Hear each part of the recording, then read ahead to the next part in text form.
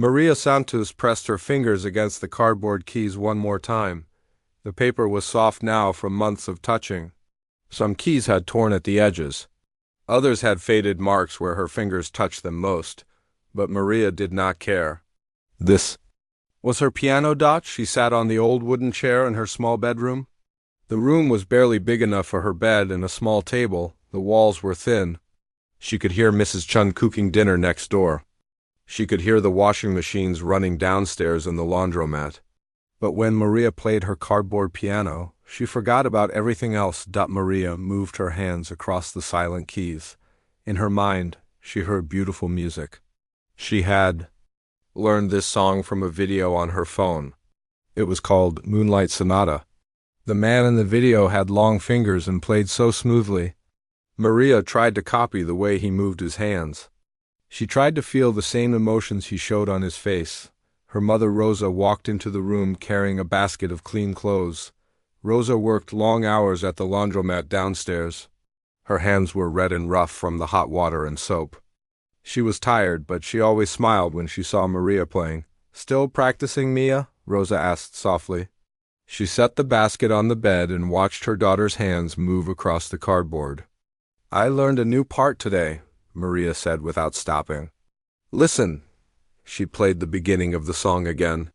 Her hands moved with such grace that Rosa could almost hear the music too. Rosa sat on the bed next to the basket. She had bought this cardboard piano for Maria's 15th birthday. It cost $3 at the dollar store. Rosa knew it was not much. She knew other kids had real pianos and real lessons, but it was all she could give her daughter. "You play so beautifully," Rosa said. "Even without sound, I can feel the music." Maria stopped playing and looked at her mother. Rosa worked so hard for their family. She worked at the laundromat from 6 in the morning until 8 at night. Then she came home and cooked dinner and helped Maria's little sister Carmen with her homework. Rosa never complained, but Maria could see how tired she was. "Mama, do you think I could ever play a real piano?" Maria asked. Rosa's heart broke a little. She wanted to give her daughter everything. She wanted to pay for piano lessons and buy a real piano. But they barely had enough money for food and rent. "Maybe someday, Mia," Rosa said. "You have a gift. I can see it even without hearing you play." Maria smiled and went back to practicing. She did not want to make her mother feel bad. But deep down, she dreamed of touching real keys that made real sounds. Maria's sister Carmen burst into the room. Carmen was 14 and full of energy. She never walked anywhere. She always ran or jumped or danced. "Maria, Maria," Carmen said, jumping up and down. "You have to see this." Carmen held up a piece of paper. It was bright yellow and had big letters at the top.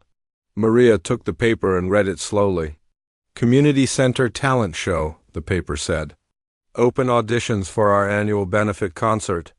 All ages welcome. Auditions next Saturday at 2 p.m. "We have to sign you up," Carmen said. "You could play piano for real people." Maria felt her stomach flip. The idea was exciting but also scary. "I don't have a real piano to practice on," she said. "They will have a piano there," Carmen said. "You know all the songs in your head. You just need to put your hands on real keys." Rosa looked at the paper. She could see the fear and hope in Maria's eyes. "What do you think, Mia?" she asked. Maria thought about it for a long time. She had never played a real piano before. She had never performed for people she did. Not know, what if she was terrible? What if everyone laughed at her? But she also thought about the music in her head. She thought about all the songs she had learned. She thought about how her fingers moved across the cardboard keys like they knew exactly where to go. "I want to try," Maria said quietly. Carmen jumped up and down again. "Yes, this is going to be amazing." The next few days passed slowly.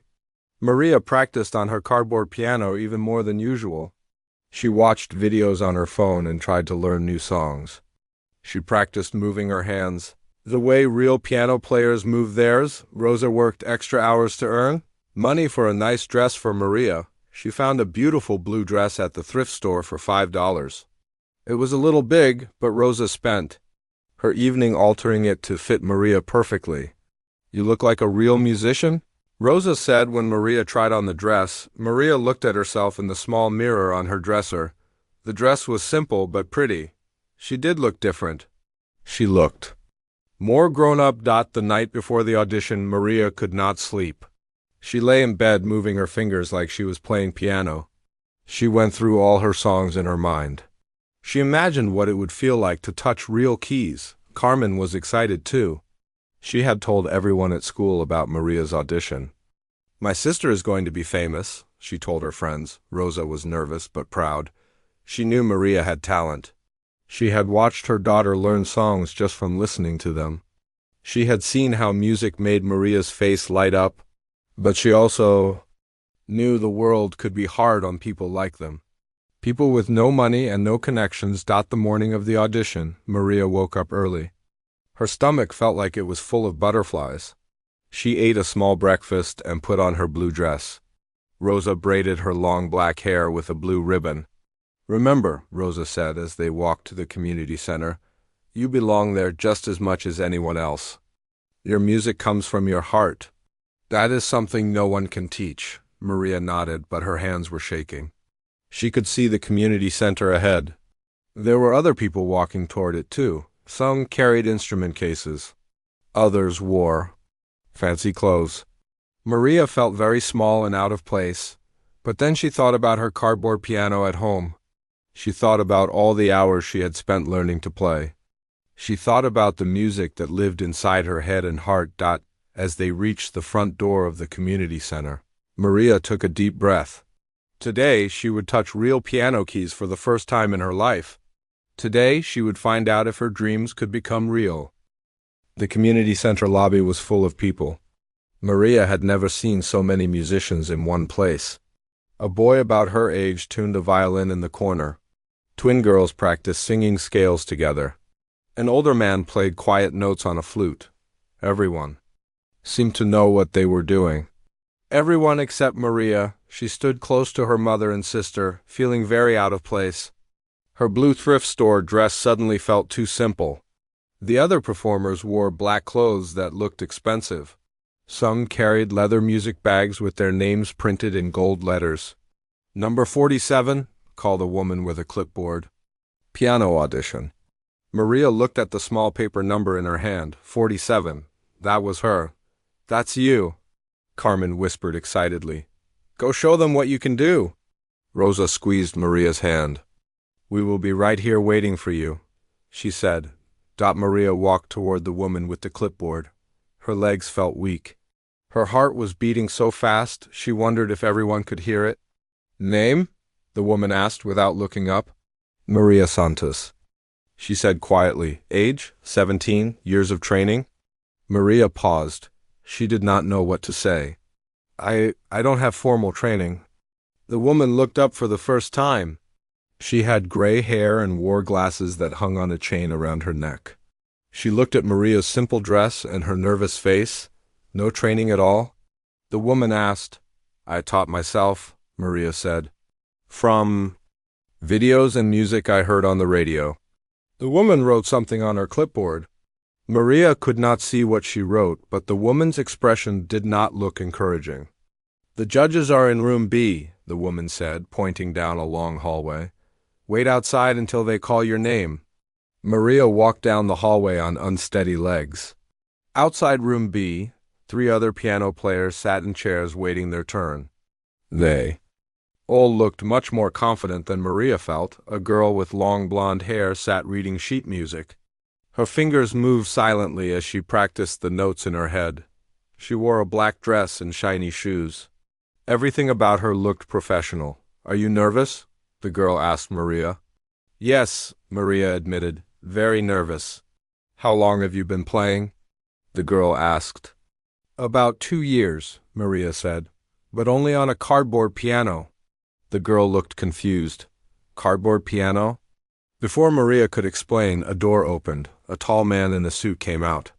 "Next," he called. The blonde girl stood up and smoothed her dress. "Good luck," she said to Maria, but her voice sounded like she did not think Maria would need it. Maria sat alone in the hallway. She could hear piano music coming from inside the room. The blonde girl was playing something fast and complicated. It sounded perfect. Every note was exactly right. Maria closed her eyes and tried to calm down. She thought about sitting in her bedroom with her cardboard keys. She thought about the music that lived in her heart.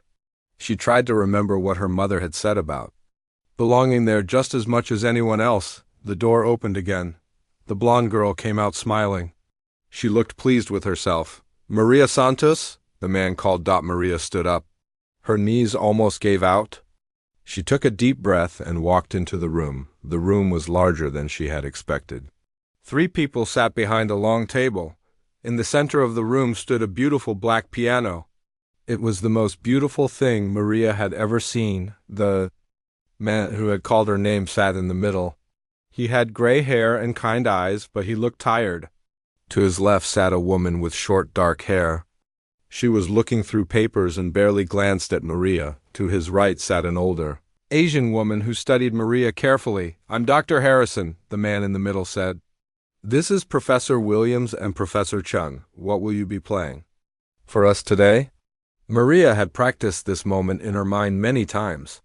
But now, standing in front of the real judges, her mind went blank. I know several pieces," she said. "Whatever you would like to hear." Dr. Harrison looked at the other judges. Professor Williams was still looking at her papers. Professor Chun was watching Maria with interest. "Let's start with something simple," Dr. Harrison said. He picked up a piece of sheet music from the table. "Can you play Für Elise by Beethoven?" Maria's heart sank. She had learned this song from a video, but she had never seen the written music for it. She did not know how to read music very well. "I know the song," she said carefully, "but I learned it by listening. I'm not very good at reading music yet."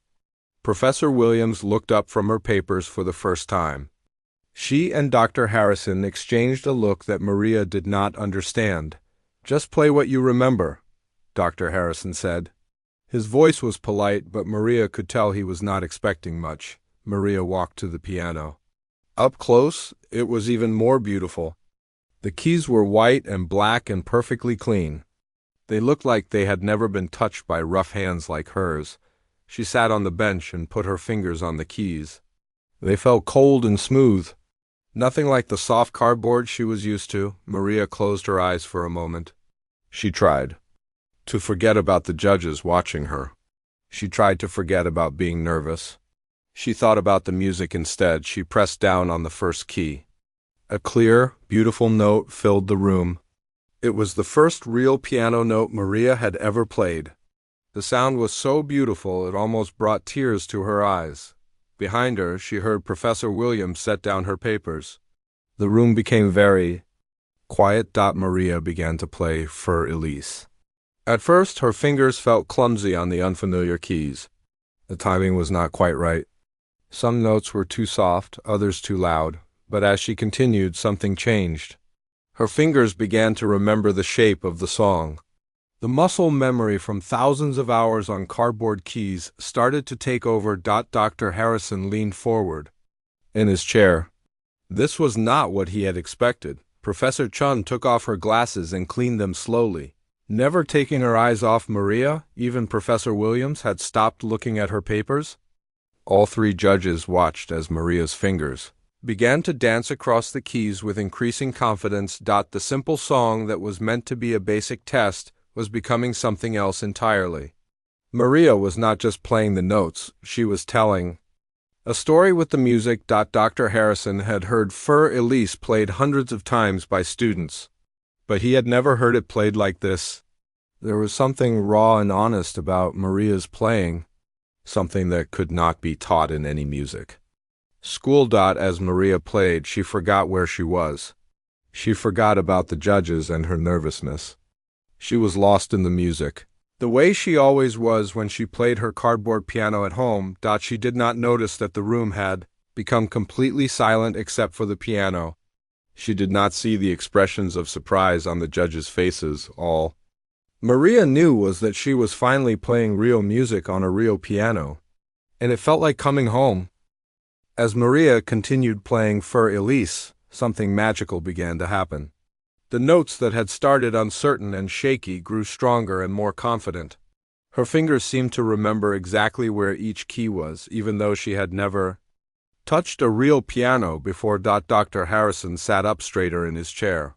In his 20 years of judging auditions, he had heard this piece played by hundreds of students. Most played it correctly, but without feeling. Others added too much emotion and lost the beauty of the simple melody. But Maria was doing something different. She was playing the notes exactly as Beethoven had written them, but she was also adding something of herself. Each phrase had its own breath. Each section told part of a story. It was as if she understood the music from the inside out. Professor Chun put down her pen and folded her hands. She had taught piano for 30 years at the most respected music schools in the country. She knew talent when she heard it, but this was something else. This, was a gift that could not be taught or learned. This was pure musical instinct. Professor Williams had stopped reading her papers completely. She was staring at Maria with an expression of disbelief. The girl was wearing a simple dress that had clearly come from a thrift store. Her hands showed signs of hard work. Everything about her said she did not belong in this room with these judges, but the music said something completely different. Maria reached the middle section of the piece. This was the part that many students struggled with. The melody became more complex. The left hand had to play a different rhythm than the right hand. It required years of practice to play it smoothly. Maria played it perfectly. Not only did she play the notes correctly, but she brought out the emotion in this section. The music became sadder, more thoughtful. It was as if she understood what Beethoven had been feeling when he wrote it. Dr. Harrison looked at his fellow judges. Professor Chun's eyes were wide with surprise. Professor Williams was shaking her head slowly, as if she could not believe what she was hearing. The room had become completely silent except for the piano. Even the sounds from the hallway seemed to have stopped. It was as if the whole building was listening to Maria play. Maria herself was lost in the music. She had dreamed of this moment for so long. Playing a real piano, hearing real notes fill a room, feeling the keys respond to her touch. It was everything she had imagined and more. The keys felt perfect under her fingers. Each note rang out clear and true. She could feel the vibrations of the strings through the bench where she sat. The piano seemed to be singing with her, helping her tell the story that lived in her heart. As she played, Maria thought about all the hours she had spent with her cardboard piano. All the time she had pressed silent keys and heard the music. Only in her mind. All the songs she had learned by listening to videos on her old phone. All the nights she had fallen asleep with melodies dancing in her head. This was why she had done all of that. For this moment. For this feeling of the music, flowing through her fingers and filling the room with beauty. Maria came to the end of Für Elise. But instead of stopping, she did something that surprised even herself. She began to add her own ending to the piece. She played the final melody again, but this time she changed it slightly. She added small decorations that made it more beautiful. She played it softer, as if the music was floating away like a whisper. Dr. Harrison's mouth fell open. Students did not do this in auditions. They played what was written and then stopped. But Maria was treating the music like it was alive, like it could grow and change. Professor Chun leaned forward. This was not just talent. This was artistry. This was the kind of musical understanding that she had only seen in the greatest performers. Maria played the very last note and let it ring in the air. She sat still for a moment, her hands resting on the keys. She could hardly believe what had just happened. She had played a real piano. She had made real music. Slowly, she turned around to face the judges. The three professors were staring at her in complete silence. Dr. Harrison's pen was halfway to his paper, as if he had been about to write something and then forgotten what it was. Professor Williams was sitting with her mouth slightly open. Professor Chun was looking at Maria as if she was seeing a ghost. The silence stretched on and on. Maria began to worry. Had she done something wrong? Had she played badly? Maybe. The judges were silent because they were disappointed. I'm sorry, Maria said quietly. I know I changed the ending. I didn't mean to, it just felt right. Still, none of the judges spoke. Maria's heart began to sink. She had been so excited about playing a real piano that she had forgotten this was a serious audition. Maybe she had ruined her chances by not following the rules. Dr. Harrison finally found his voice. Where did you say you studied? He asked.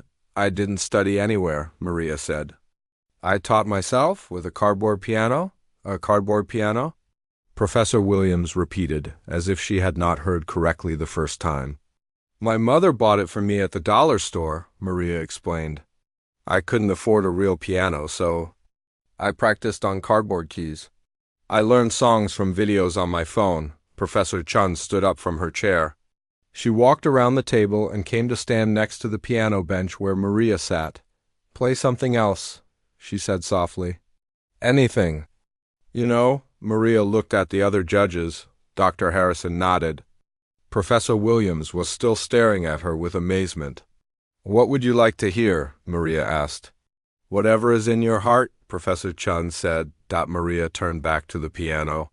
She thought for a moment about what to play. Then she remembered a piece she had learned just last month. It was called Clair de Lune by Claude Debussy. She had watched a video of it being played at Carnegie Hall, and it had made her cry. She placed her hands on the keys and began to play. This piece was much more difficult than Fur Elise. It required a light touch and careful control of the volume. The melody moved between the hands like water, flowing over rocks. Maria had only heard this piece played by professional musicians. She had practiced it on her cardboard piano, but she had never heard herself play it. Now, as the beautiful melody filled the room, she could hardly believe the sounds were coming from her own hands. The music was soft and dreamy, like moonlight. On water, Maria played it with such sensitivity that it seemed to float in the air. Each note was perfectly placed, each phrase shaped with care. Dr. Harrison closed his eyes and listened. This was not just good playing. This was exceptional playing. He had students who had been taking lessons for 10 years, who could not play with this much feeling. Professor Williams was writing notes as fast as she could. She kept shaking her head in disbelief. Professor Chun stood perfectly still, listening to every note. In her 30 years of teaching, she had only met a few students with this kind of natural ability. Most of them had been playing since they were very young and had the best teachers money could buy, but Maria had learned everything by herself, with nothing but a cardboard piano and an old phone. As Maria played the final notes of Clair de Lune, the room fell silent again. At this time, the silence felt different. It felt like the moment after a prayer, when something sacred has happened and no one wants to break the spell. Maria turned around to face the judges once more.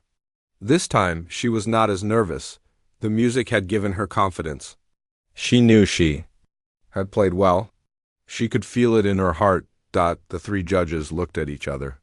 They seemed to be having a conversation with their eyes, as if they could not believe what they had just witnessed. Finally, Dr. Harrison spoke.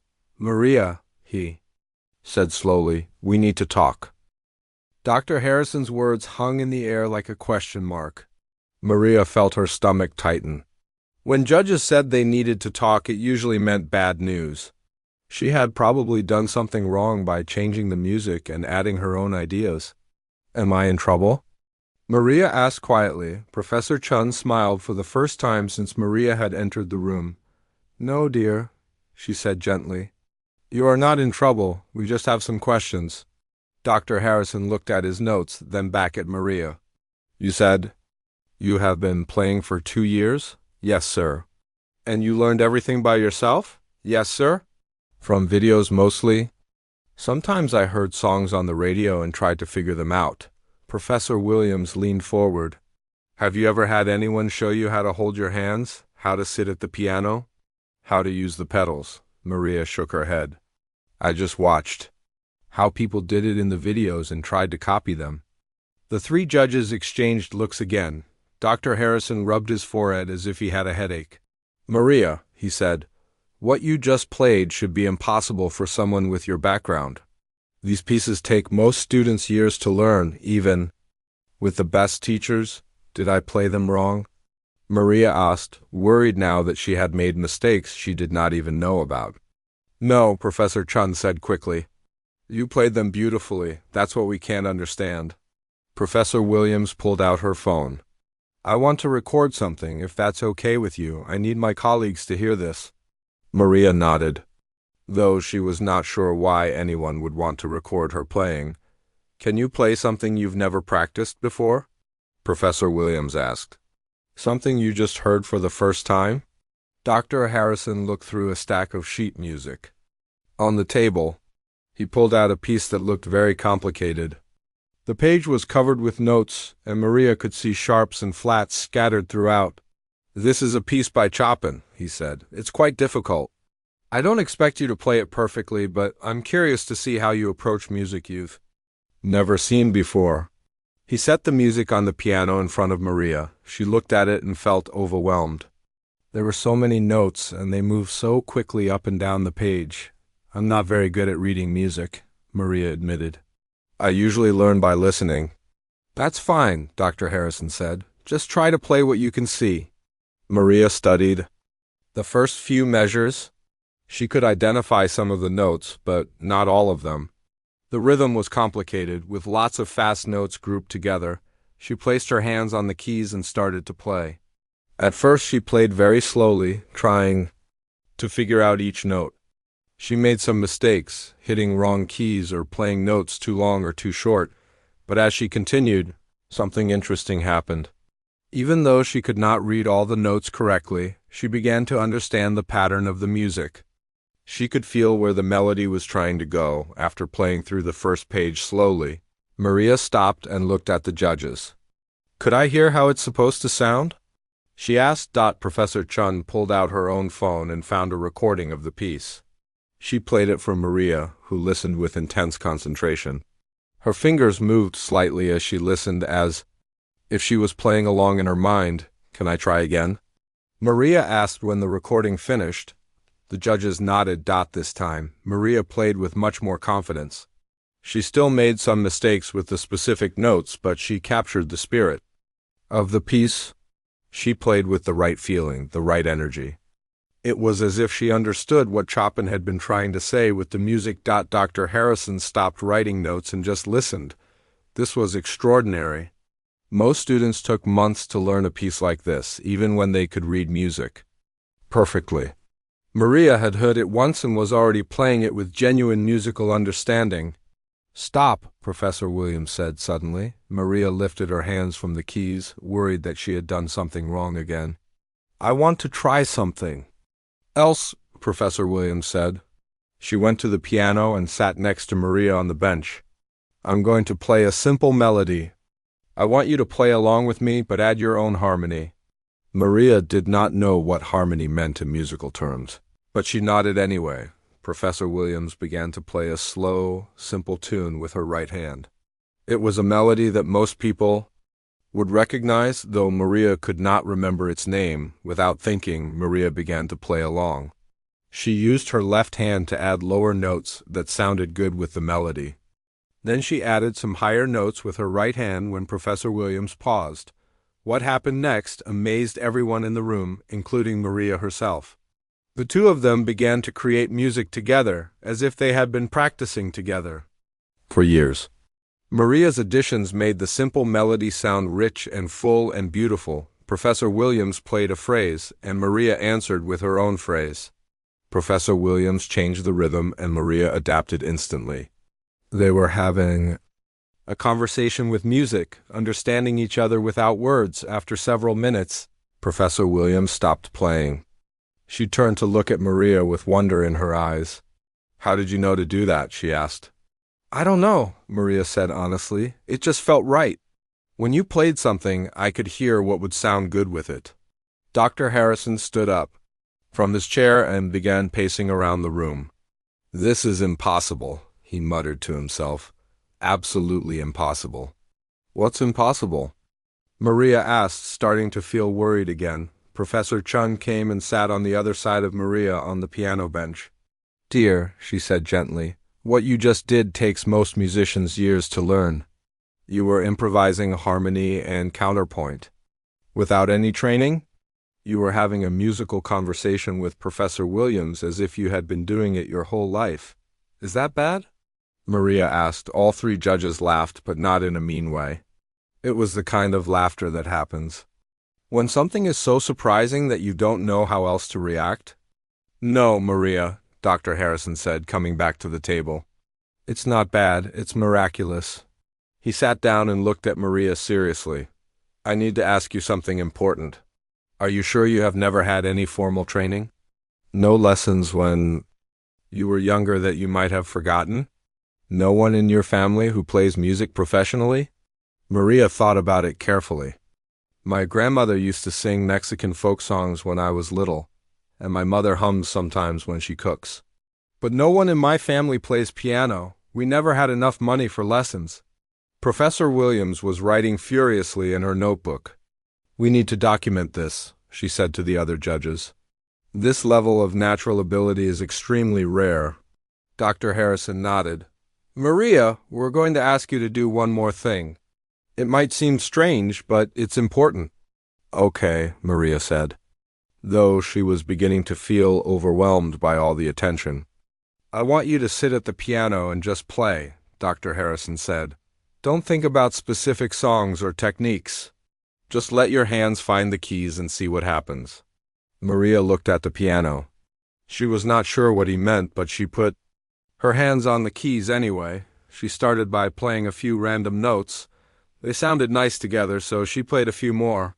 Soon, she was creating her own melody, something she had never heard before, but that seemed to come from somewhere deep.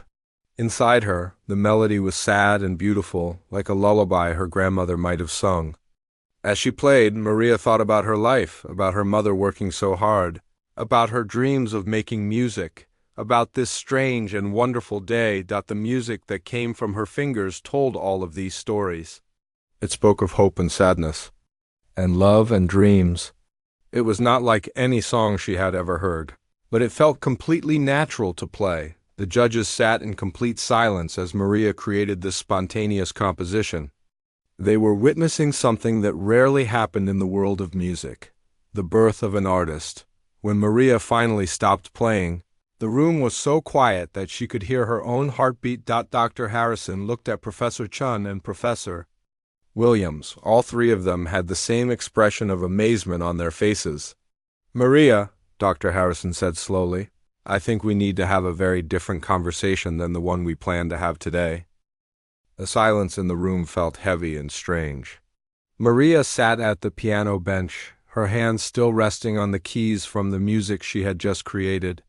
She could feel the three judges staring at her, but none of them were speaking. Dr. Harrison sat frozen in his chair, his pen hovering over his notepad.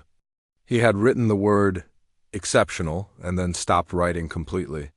In 20 years of conducting auditions, he had never heard anything like what Maria had just played. Professor Williams had put down her pen entirely. She was staring at Maria as if she was looking at something impossible, like a person who could fly or someone who had come back from the dead. Professor Chen had taken off her glasses and was cleaning them slowly with a small cloth, but her eyes never left Maria's face. She had heard thousands of auditions in her career. She had taught at the most famous music schools in the world. But what she had just witnessed challenged everything she thought she knew about musical talent. The silence stretched on and on. Maria began to feel uncomfortable. She wondered if she should say something, but she did not know what to say. Had she done something wrong? Had her playing been so bad that the judges did not know how to tell her? She looked at each of the judges' faces, trying to understand their expressions. They all looked shocked, but she could not tell if it was good shock or bad shock. Did I play badly? Maria finally asked, her voice barely above a whisper. Her question seemed to break the spell that had fallen over the room. Dr. Harrison blinked several times, as if he was waking up from a dream. Badly, he repeated, and his voice sounded strange and hoarse. Maria, that was. He stopped speaking and looked at the other judges for help.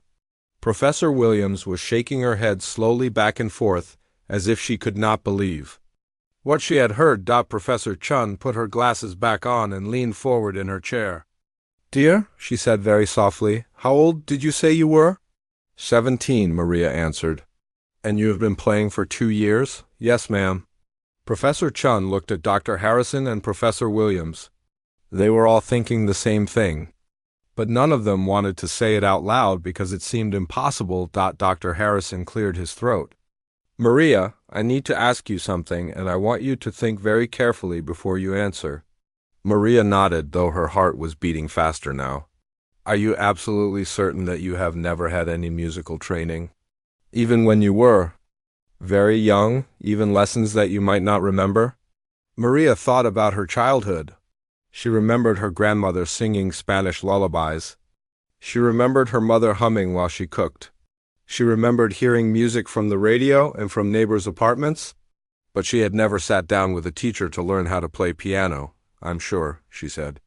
We never had money for music lessons. The first time I touched a piano was right now in this room. Professor Williams made a sound that was half laugh and half gasp. This is impossible, she said to the other judges. People don't just sit down at a piano and play like that without years of training. But we all heard it, Dr. Harrison said. Quietly, we all witnessed it. Professor Chun stood up from her chair and walked to the window. She looked out at the parking lot, where parents were waiting in cars for their children to finish their auditions. Everything outside looked normal and ordinary. But inside this room, something extraordinary had just happened. In 30 years of teaching, she said without turning around, I have met perhaps 3 or 4 students with genuine natural talent. Students who seemed to understand music instinctively, who learned faster than others, who had a special connection. To the instrument, she turned back to face Maria. But what you just demonstrated goes far beyond natural talent. What you played was not just good for someone with no training. It was good by any standard, professional standard. Maria felt dizzy. She did not understand what was happening. She had come here hoping to be chosen for a simple community-centered talent show. But the judges were talking about professional standards and impossible things. I just play what I feel, she said quietly. I don't know if it's right or wrong. I just know what sounds beautiful to me. Dr. Harrison stood up and began pacing around the room. That's exactly the point, he said. You have perfect musical instincts. You know what sounds beautiful because you have an intuitive understanding of harmony, rhythm, and melody that most people have to study for years to develop. He stopped pacing and looked directly at Maria. When you played that Chopin piece after hearing it only once, you didn't just copy the notes. You understood the emotional content. You played it with the right feeling, the right character. And when you improvised with Professor Williams, Professor Chun added, you were responding to her musical ideas in real time. You were having a sophisticated musical conversation without any knowledge of music theory. Then when you created your own composition, Professor Williams said, you were using advanced harmonic concepts without even knowing their names. Maria felt overwhelmed by all these words she did not understand. Harmonic concepts? Music theory? She just played what sounded good to her. I don't know what any of that means, she said honestly. The 3 judges looked at each other again. They were all thinking the same thing. They were in the presence of something very rare. Something that happened maybe once in a generation. Dr. Harrison sat back down at the table. He picked up his pen, then put it down again. He had no idea what to write in his notes. How do you describe the impossible? Maria, he said finally, can you wait outside for just a few minutes? We need to discuss. We need to talk about what happens next. Maria nodded and stood up from the piano bench. She felt sad to leave the beautiful instrument. It had felt so right to play it, so natural. She wondered if she would ever get to touch a real piano again. As she walked toward the door, Professor Chun called her name. Yes, ma'am? Thank you, Professor Chun said simply. Thank you for sharing your gift with us. Maria did not understand what Professor Chun meant by gift, but she nodded politely and left the room. In the hallway, she found her mother and sister, waiting anxiously on a bench. Carmen jumped up as soon as she saw Maria. How did it go? Carmen asked excitedly. Did they like your playing? Rosa searched Maria's face for clues. You look pale, Mia. Are you okay? I think so, Maria said, though she was not sure. They told me to wait while they talk about what happens next. That sounds good, Carmen said. They wouldn't need to discuss anything if they weren't interested. Rosa was not so sure. She had learned to be cautious about getting her hopes up. What did they have you play? She asked. A few different songs, Maria said. And they had me play along with one of the judges. And then they asked me to just play whatever came into my head. And how did you feel? Rosa asked.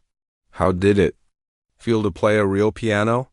Maria's face lit up for the first time since leaving the audition room. Mama, it was amazing. The keys were so smooth and the sound was so beautiful.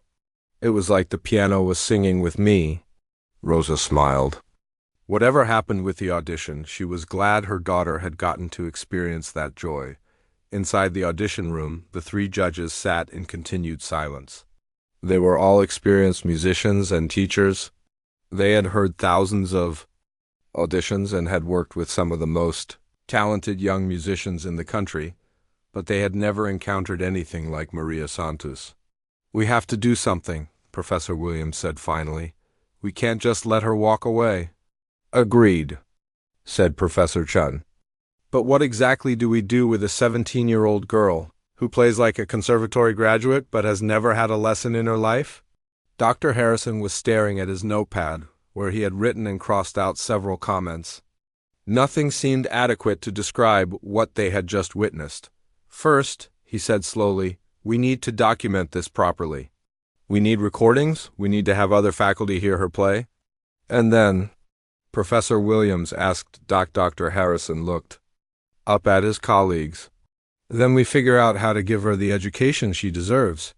Because if we don't, the musical world will lose something precious. Outside in the hallway, Maria sat between her mother and sister, wondering what the judges were discussing that was taking so long. She had no idea that her life was about to change in ways she had never imagined.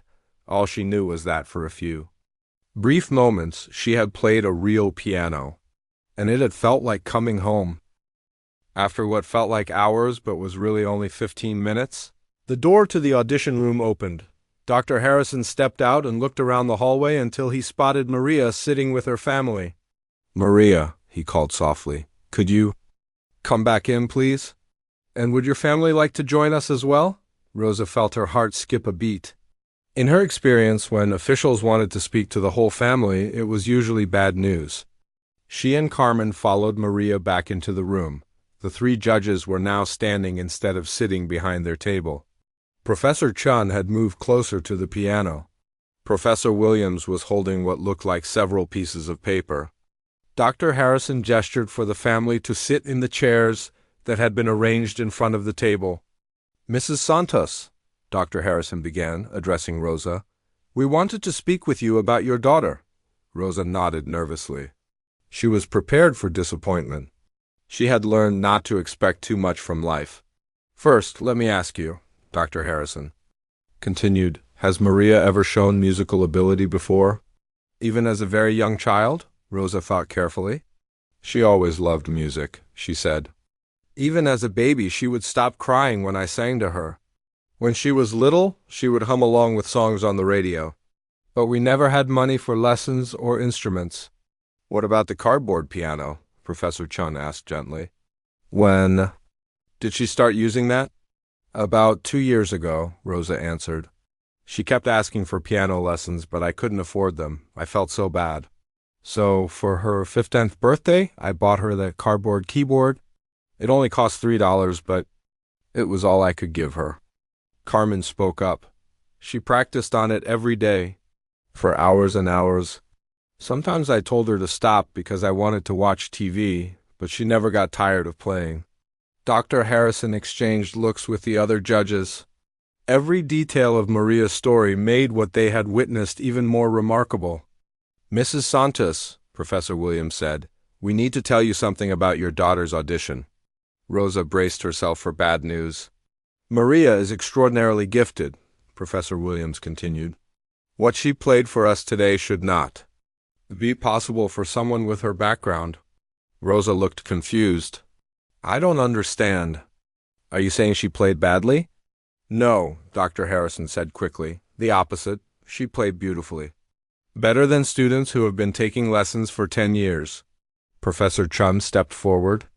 Mrs. Santos, in my 30 years of teaching music, I have never encountered a student with Maria's level of natural ability. What she demonstrated today is extremely rare. Rosa looked at Maria, who was sitting quietly with her hands folded in her lap.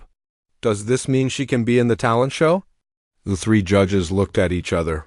They had discussed this question at length while the family waited outside. Mrs. Santos, Dr. Harrison said carefully, we think Maria's talents deserve more than a community center talent show. What do you mean? Rosa asked. Professor Williams held up the papers she had been carrying. These are scholarship applications, she said. For our music conservatory program? Rosa's eyes widened. She had heard of music conservatories. They were fancy schools for rich children who wanted to become professional musicians. I don't understand, Rosa said. We can't afford anything like that. That's what scholarships are for, Dr. Harrison explained. They pay for everything.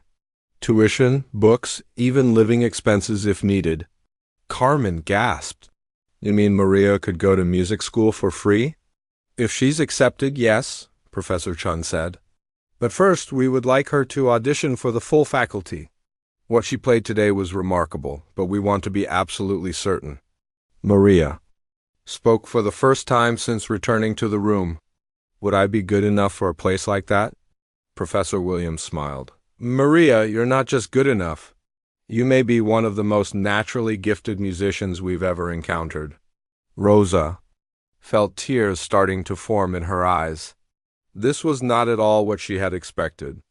But Maria doesn't know how to read music very well.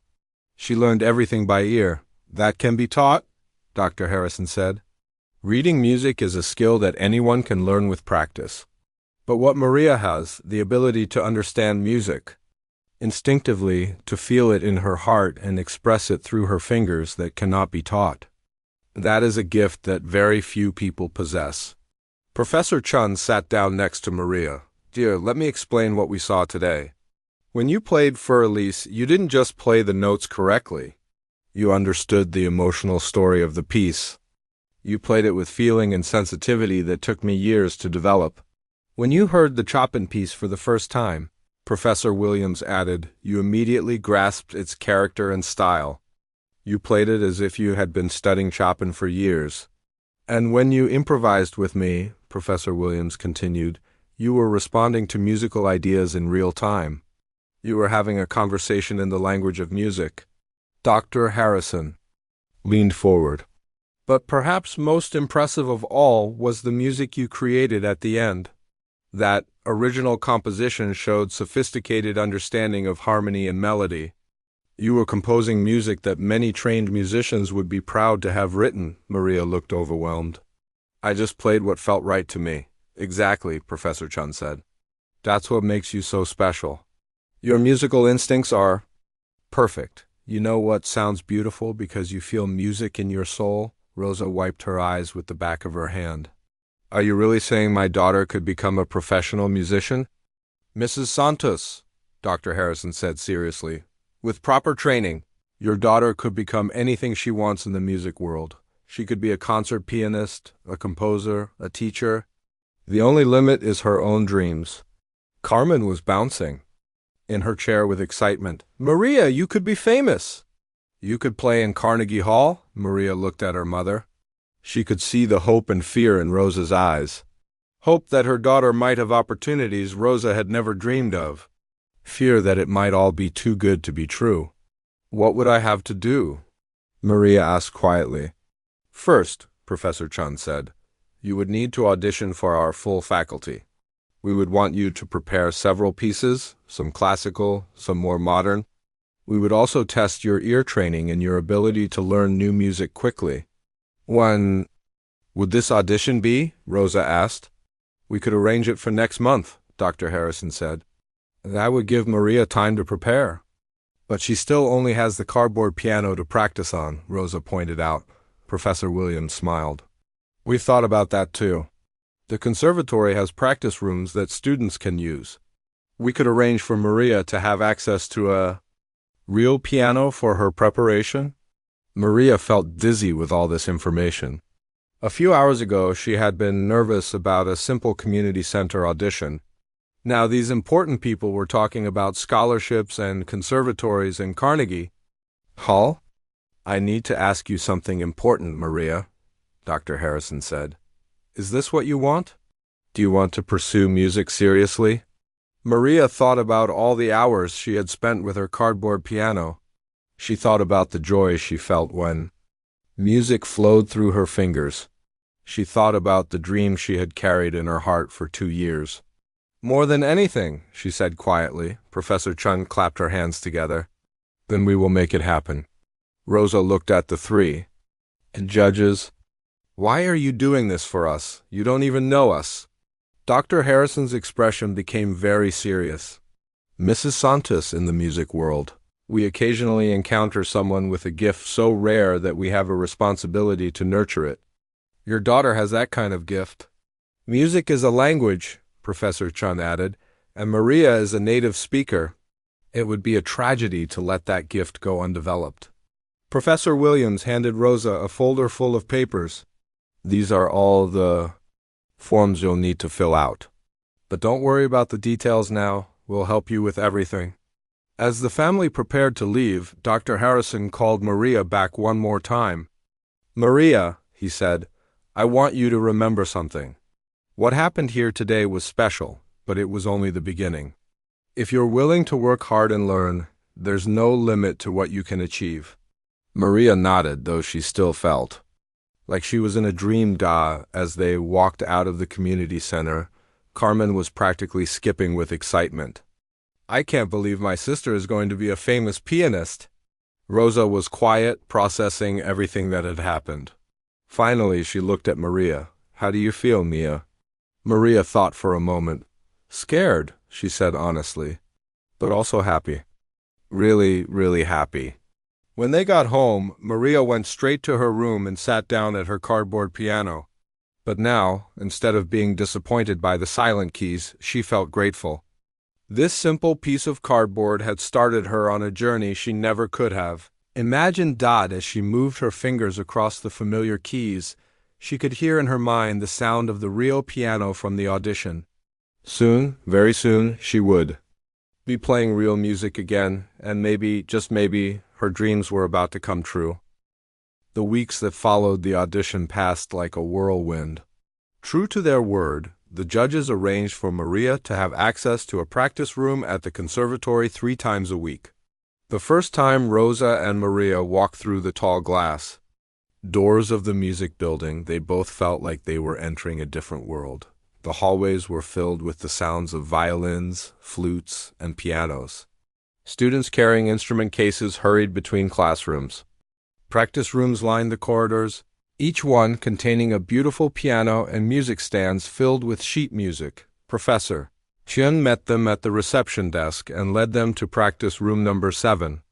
"This will be Maria's room," she said, opening the door to reveal a small space with a gorgeous black piano, much like the one Maria had played during her audition.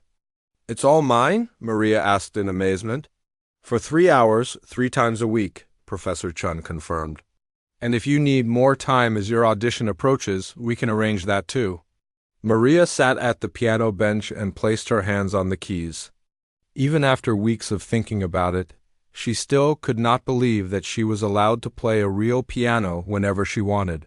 Professor Chun had also given Maria a stack of sheet music to practice. There were pieces by Bach, Mozart, Chopin, and other composers whose names Maria was just learning to pronounce.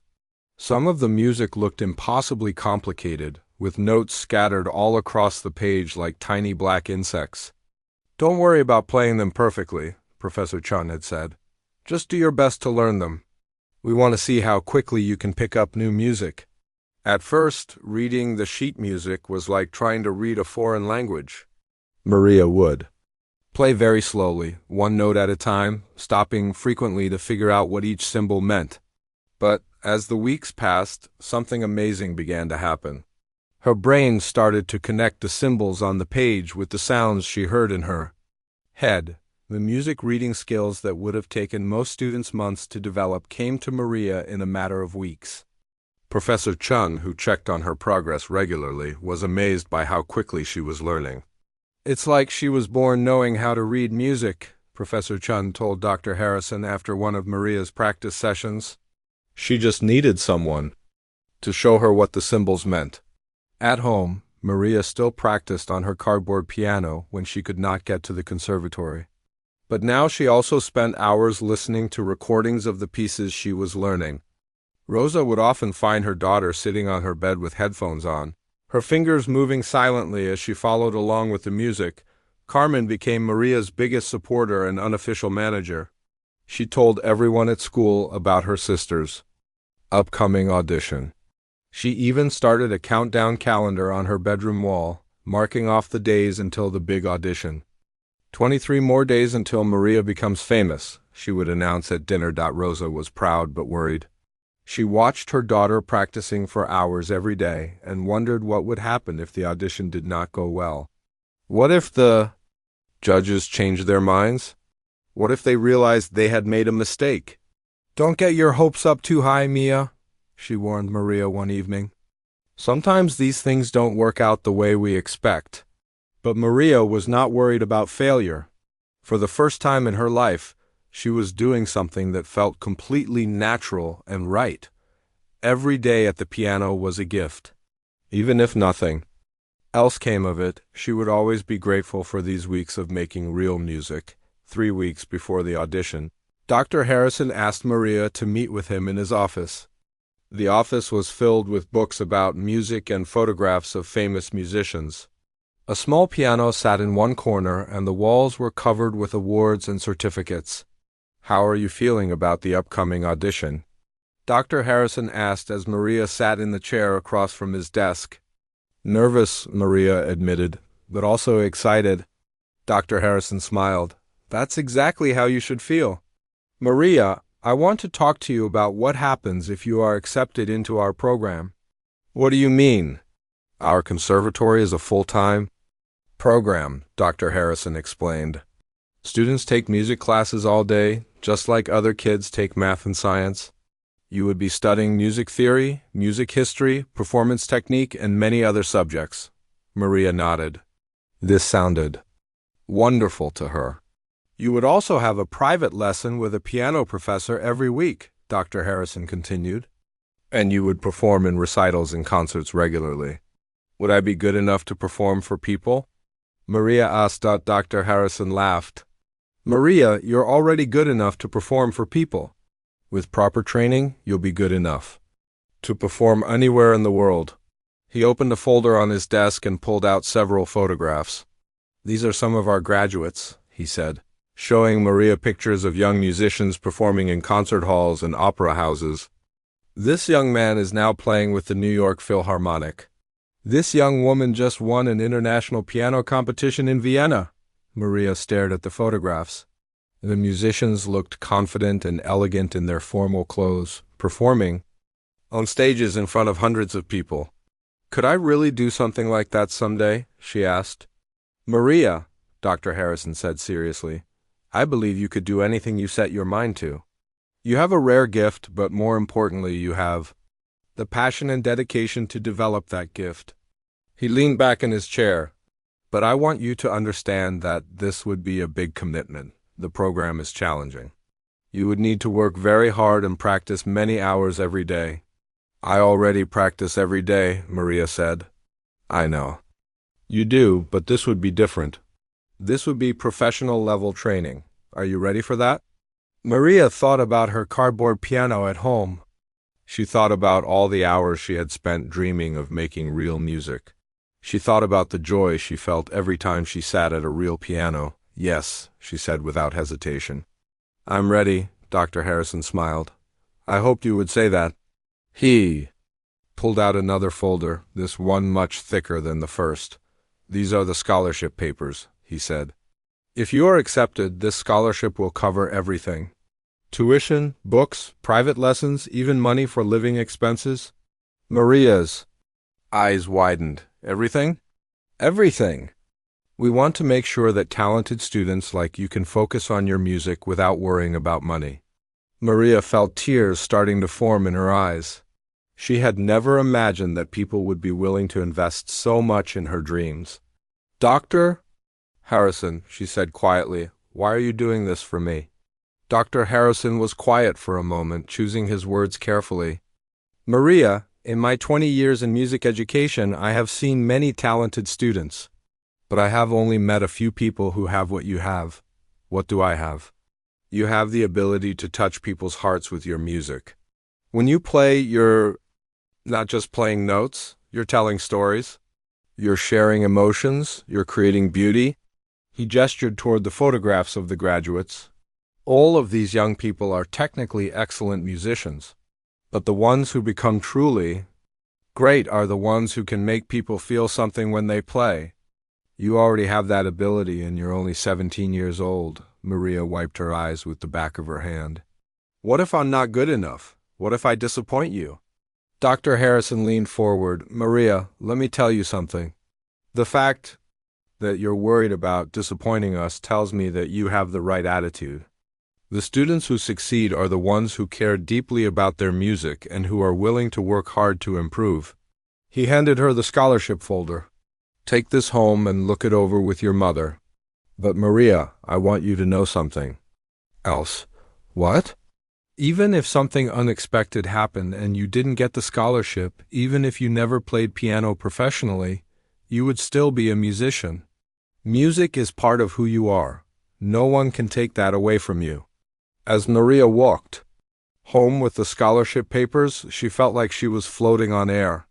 The thick folder in her hands represented possibilities she had never dared to dream about.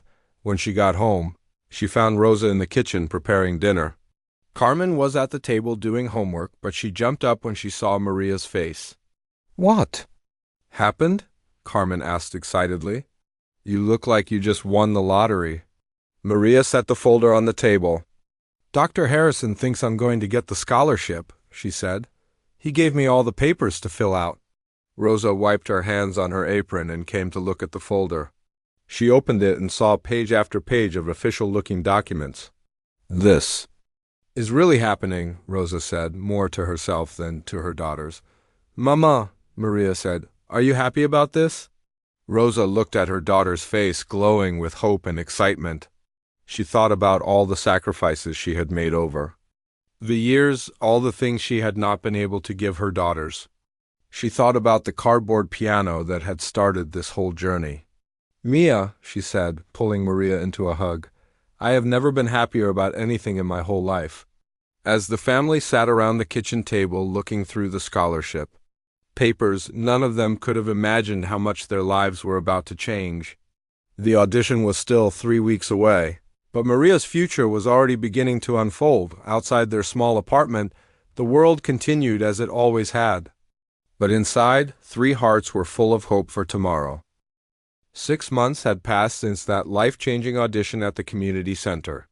Maria's scholarship audition had been even more successful than anyone had hoped.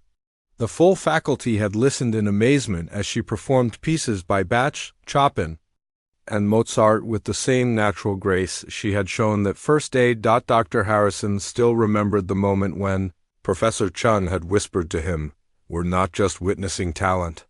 We're witnessing the birth of an artist. Now, Maria was a full-time student at the conservatory. She had learned to read music fluently and was studying music theory, harmony, and composition. But more importantly, she was learning to shape and refine the natural gift that had always lived inside her. Her private teacher, Professor Martinez, was one of the most respected piano instructors in the country. At first, he had been skeptical about taking on a student with no formal background. But after hearing Maria play just once, he understood why his colleagues had been so excited. She learns in weeks what takes other students years, he had told his wife after Maria's first lesson. It's like she was born knowing these pieces, and just needed someone to remind her. Tonight was special. Tonight was Maria's first major performance. The conservatory was hosting its annual gala concert, and Maria had been chosen as one of the featured performers. She would be playing Rachmaninoff's Piano Concerto. No, too, with the Conservatory Orchestra. It was one of the most challenging and beautiful pieces in the piano repertoire. Most students did not attempt it until their final year of study. But Professor Martinez had suggested it for Maria, because he knew she had the musical maturity to understand its emotional depth. Maria stood backstage at the city's premier concert hall, the same venue where world-famous musicians performed. She wore an elegant black evening gown that Professor Chun had helped her choose. Her long hair was styled in a sophisticated updo, and she looked like a completely different person from the nervous 17-year-old who had auditioned in a thrift store dress. But inside, she felt the same love for music that had always driven her. Rosa and Carmen sat in the third row of the magnificent concert hall. Rosa wore the nicest dress she owned, and Carmen had convinced their mother to let her wear makeup for the special occasion. They looked around at the elegant audience in amazement. "I can't believe our Maria is going to play in a place like this," Rosa whispered to Carmen. The concert hall was unlike anything they had ever seen. Crystal chandeliers hung from the ceiling. Red velvet seats curved in elegant rows toward the stage.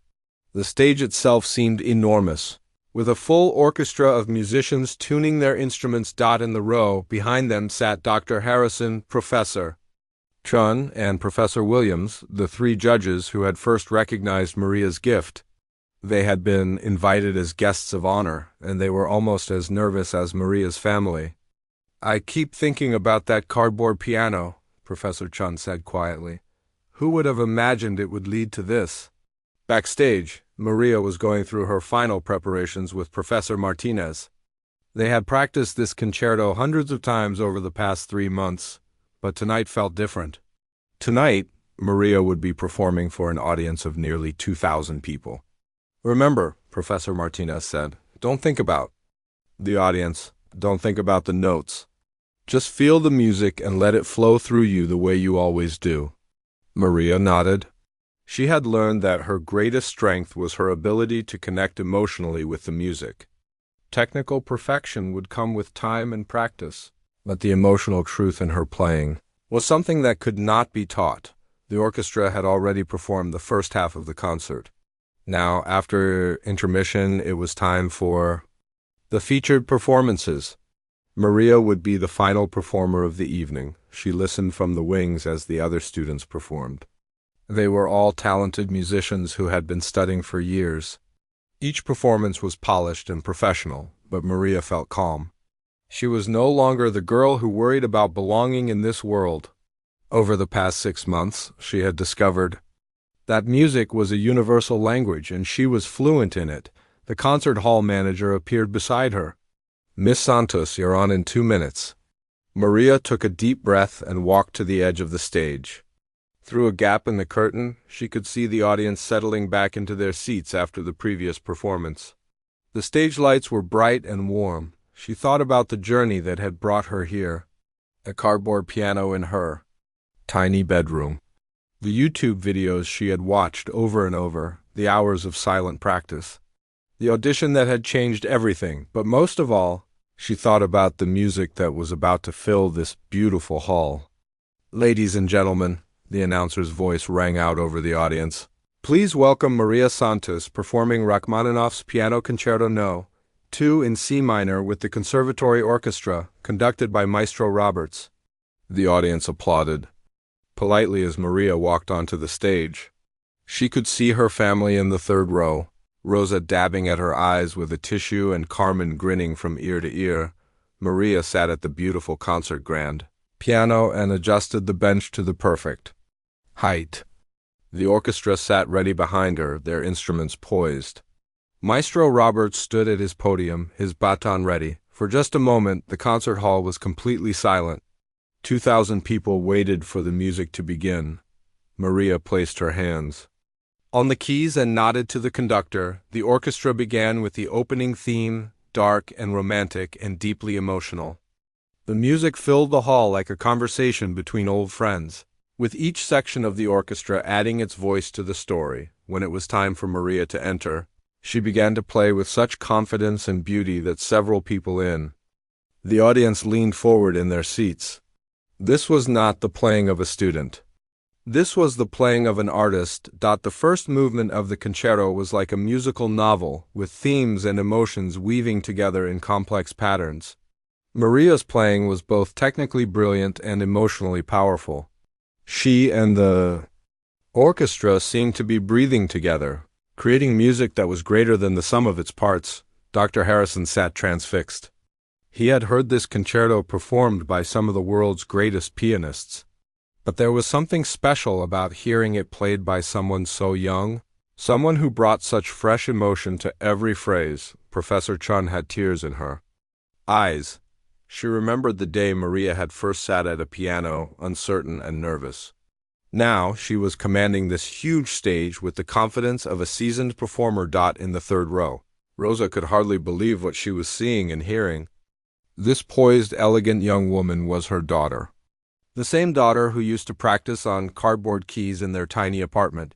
The second movement was slower and more lyrical, like a beautiful song without words.